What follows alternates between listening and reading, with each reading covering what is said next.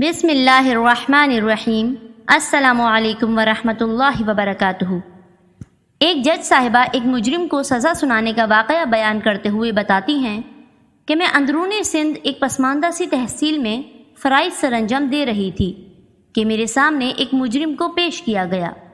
جس نے دوران ڈکیتی نہ صرف خاتون سے جنسی زیادتی کی تھی بلکہ اسے ہوس مٹانے کے بعد قتل کر دیا گیا تھا۔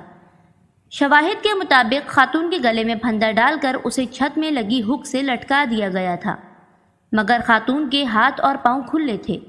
حیرت انگیز طور پر گردن میں لگے پھندے کو خاتون نے صرف ایک بار پکڑ کر چھڑانے کی کوشش کی تھی، اور مجھے یہ بات بہت عجیب لگی تھی کیونکہ جب دم گھٹنے سے موت ہوتی ہے تو انسان ایڑیاں رگڑتا ہے، گلے لگے پھندے کو نکالنے کی بھرپور کوشش کرتا ہے، مگر اس خاتون نے ایسا بالکل بھی نہیں کیا تھا۔ چونکہ رسی کے بنے پھندے پر خاتون کی انگلیوں کے نشانات موجود تھے، جس سے صاف ظاہر ہوتا تھا کہ خاتون کو زندہ حالت میں پھندے سے لٹکایا گیا تھا۔ میں نے یہی سوال تفتیشی افسر سے بھی کیا تھا کہ خاتون نے خود کو پھندے سے آزاد کرانے کے لیے ہر ممکن کوشش کیوں نہیں کی۔ میرے سوال کے جواب میں تفتیشی افسر نے جواب دیا تھا کہ نہ تو ہمارا خیال اس طرف گیا ہے اور نہ ہی ہم نے یہ سوال مجرم سے پوچھا ہے، اگر آپ حکم دیں تو دوبارہ تفتیش کر لیتے ہیں۔ میں نے دوبارہ تفتیش سے منع کرتے ہوئے روبرو کھڑے مجرم کو مخاطب کرتے ہوئے پوچھا کہ اس خاتون کے ساتھ اس قدر بربریت برتنے کی وجہ کیا تھی، اور دوسرا، تم نے جب خاتون کو چھت سے لٹکایا تو اس کے ہاتھ بے اختیار پھندے سے آزاد ہونے کی کوشش کے لیے پھندے کو بار بار جگہ جگہ لگنے چاہیے تھے، کیوں نہیں لگے؟ میری بات سن کر سامنے کھڑا مجرم مکروہ ہنسی ہنسا اور بولا کہ خاتون کا پھندے کو ہاتھ نہ لگانے کی وجہ اس کی ممتا تھی اور قتل کرنے کی وجہ کوئی بھی نہیں تھی۔ مجھے میرے سائیں وڈیرے نے حکم دیا، جا اس کے ساتھ عیاشی کر، مگر مطلب پورا ہو جانے پر ثبوت مٹا دینا، اور اگر میرے کام کی کوئی چیز ملی تو لا کر مجھے دے دینا۔ دراصل خاتون اور اس کا شوہر پڑھے لکھے تھے اور وڈیرے کی دھونس نہیں مانتے تھے، اسی لیے وڈیرے نے میرے ذریعے ان کو سزا دینے کا فیصلہ کر لیا، اور وڈیرے کے حکم پر میں نے سزا دے دی۔ میں دن دہاڑے شوہر کی غیر موجودگی میں ان کے گھر گھسا، خاتون کے گھر سے سارا قیمتی سامان اور زیور سمیٹا، بعد میں خاتون سے زیادتی کی اور ثبوت مٹانے کی خاطر خاتون کو پھندے سے لٹکا دیا تاکہ لوگوں کو لگے کہ اس نے خودکشی کر لی ہے۔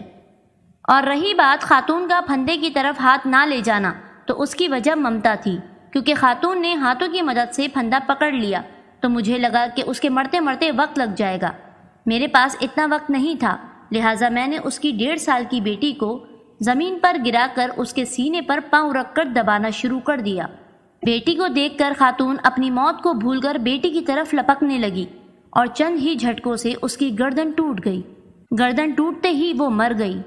میں نے اس کی بچی کو وہیں چھوڑا، زیور اور نقدی اٹھایا اور باہر نکل آیا۔ میں نے اپنی ضرورت کی چیزیں حاصل کر لی تھیں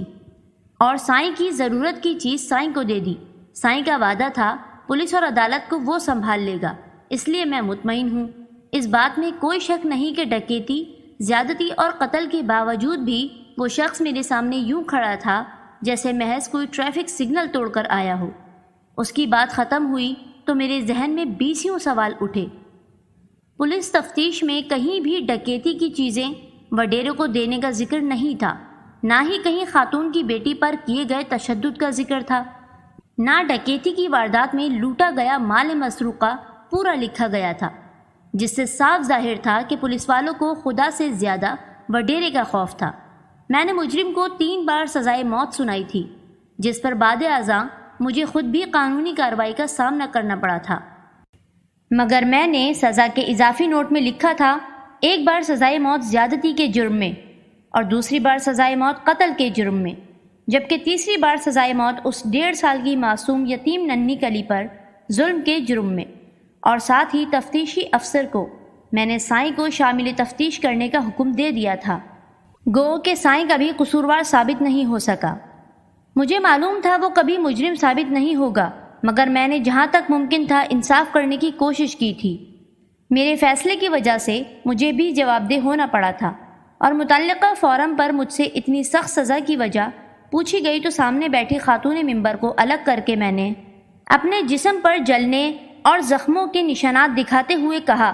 کہ میں نے سوتیلی ماں کے پاس پرورش پائی ہے، اور جب مجھے خیال آیا کہ وہ 1.5 سال کی بچی بھی اب سوتیلی ماں کے پاس پرورش پائے گی تو مجھے اس ظالم شخص کے اس جرم کی سزا موت سے کم نظر نہیں آئی۔ میری تکلیف کو سمجھتے ہوئے فورم کے تمام ممبران نے مجھ سے ہمدردی کا اظہار کرتے ہوئے